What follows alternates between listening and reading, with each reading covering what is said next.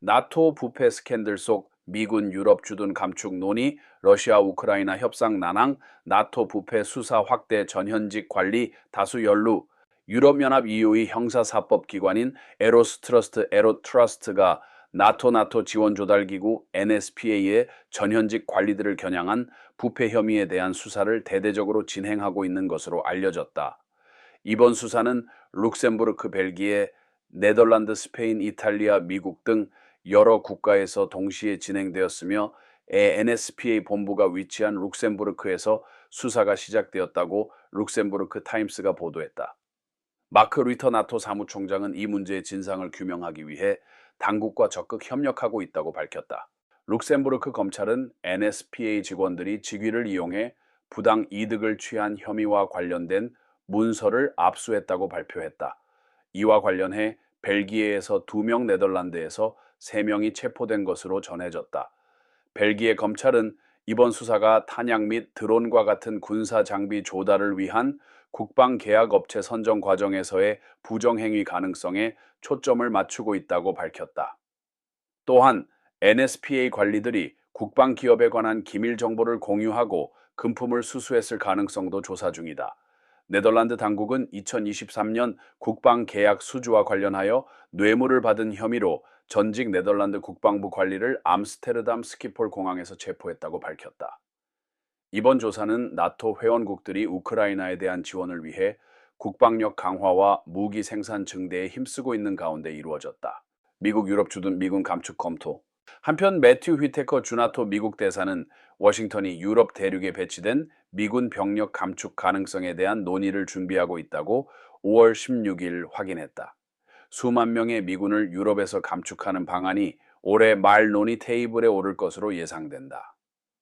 도널드 트럼프 전 미국 대통령은 나토 회원국들이 국내 총생산 GDP의 최소 2%를 국방비로 지출해야 한다는 목표를 달성하지 못하고 있다며 이는 미국의 불공정한 부담을 지우는 것이라고 여러 차례 비판한 바 있다.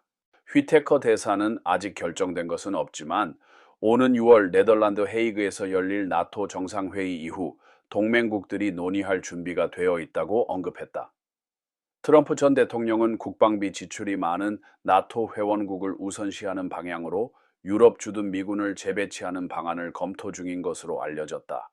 그는 첫 임기 당시 독일에 주둔 중이던 약 1만 2천 명의 미군 철수를 명령했으나 이는 의회의 광범위한 비판 속에 조 바이든 현 대통령에 의해 중단된 바 있다.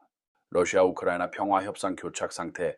이스탄불에서 열린 러시아와 우크라이나 간의 협상에서 러시아 측은 평화협상의 전제 조건으로 우크라이나가 요구한 휴전안을 불필요하고 과도하다며 거부했다.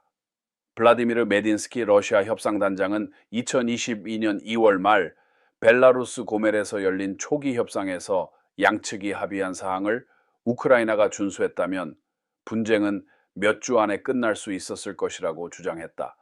그는 서방의 직접적인 개입, 특히 2022년 5월 보리스 존슨 당시 영국 총리의 키이우 방문이 평화 노력을 방해했다고 비난했다. 우크라이나 측 협상단장이었던 다비드 아라카미아는 당시 존슨 총리가 키이우에 계속 싸우라고 말했다고 전해졌다. 그리고리 티키 우크라이나 외무부 대변인은 터키에서의 협상에서 양국이 중요한 성과를 거둔 후 러시아가 수용할 수 없는 몇 가지 사항을 제시했다고 밝혔으나 구체적인 내용은 언급하지 않았다. 그는 우크라이나 대표단이 5월 16일 휴전 합의에 도달할 준비가 되어 있었지만 러시아 대표단의 제한된 권한으로 인해 목표를 달성하지 못했다라고 덧붙였다. 스카이뉴스는 우크라이나 외교 소식통을 인용해 러시아가 비현실적인 요구를 했으며 그 중에는 휴전을 위해 키이우가 통제하는 영토에서 우크라이나군을 철수하라는 요구도 포함되어 있었다고 보도했다. AFP 통신 또한 우크라이나 관리를 인용해 러시아가 협상에서 수용 불가능한 요구를 했다고 전했다. EU 대러시아 추가 제재 준비. 이러한 교착 상태 속에서 우르줄라 폰데어 라이엔 EU 집행위원장은 EU가 러시아의 에너지 및 금융 부문을 겨냥한 새로운 제재 패키지를 준비하고 있다고 밝혔다.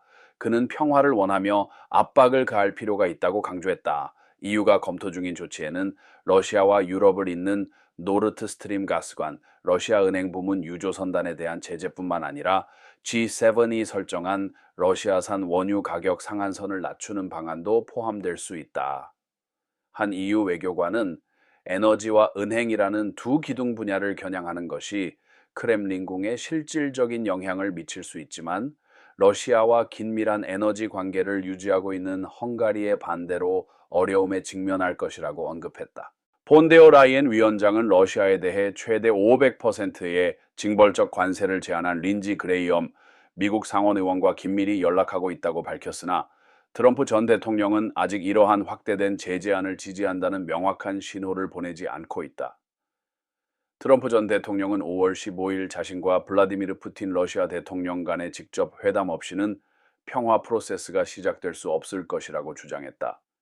한편 푸틴 대통령이 최근 터키에서 열린 협상에 불참한 것은 모스크바가 아직 평화 대화에 진정으로 나설 준비가 되어 있지 않다는 신호로 해석되었다. 마크 리터 나토 사무총장은 푸틴 대통령의 협상 불참을 실수라고 비판했으며 카야 칼라스 EU 외교안보 고위 대표는 러시아 지도자가 정치 과정을 의도적으로 조작하고 있다고 평가했다.